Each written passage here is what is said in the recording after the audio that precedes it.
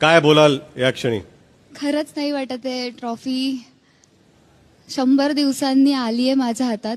ट्रॉफीचं स्वप्न मी डे 1 पासूनच बघतेय, म्हणजे इथे आले तेव्हापासूनच बघते. पण जेव्हापासून पहिला बिग बॉस आला तेव्हापासूनच मी मम्मीला आणि पप्पांना म्हणायचे की मला बिग बॉसमध्ये जायचंय. कारण आपण जसे कसे आहोत, आपलं रिअल नेम तन्वी कोलते, मला आजपर्यंत ती ओळख नव्हती मिळाली. मी ज्या सिरियल्स केल्या, मूवी केले, त्यानुसार मला लोक ओळखत होते.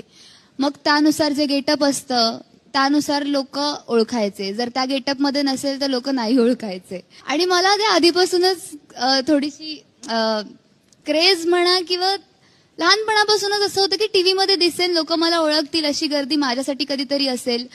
तेवढ्यासाठी रिअल नावासाठी तन्वी कोलते हे नाव लोकांपर्यंत पोहोचवण्यासाठी बिग बॉस हा एकमेव प्लॅटफॉर्म होता जिथे मला यायचं होतं. मी कशी आहे, कशी नाहीये, सगळ्याच गोष्टी मला लोकांपर्यंत पोहोचवायच्या होत्या. मी रागीट आहे तर हो आहे, तर मी अशी रागीट आहे. मी हळवी आहे तर हो आहे, अशी आहे. जे काही केलंय मी आतमध्ये, हो मी तशीच आहे, ते मला पोहोचवायचं होतं कुठेतरी. म्हणून बिग बॉसचं एक स्वप्न मी पाहिलं होतं खूप वर्षांपूर्वी आणि ते आज पूर्ण झालंय. आणि बिग बॉसनेच मला हे नाव मोठं करून दिलंय. त्यासाठी बिग बॉस आणि जनता, माझे मायबाप आहात आणि तुम्हीच मला मोठं केलंय. आले होते तन्वी कोलते म्हणून, जातीय तन्वी कोलते ब्रँड मिळवून. Thank you so much. तुमच्या सगळ्यांमुळेच मी आज इथपर्यंत पोहोचले आणि स्वप्न पूर्ण करू शकले.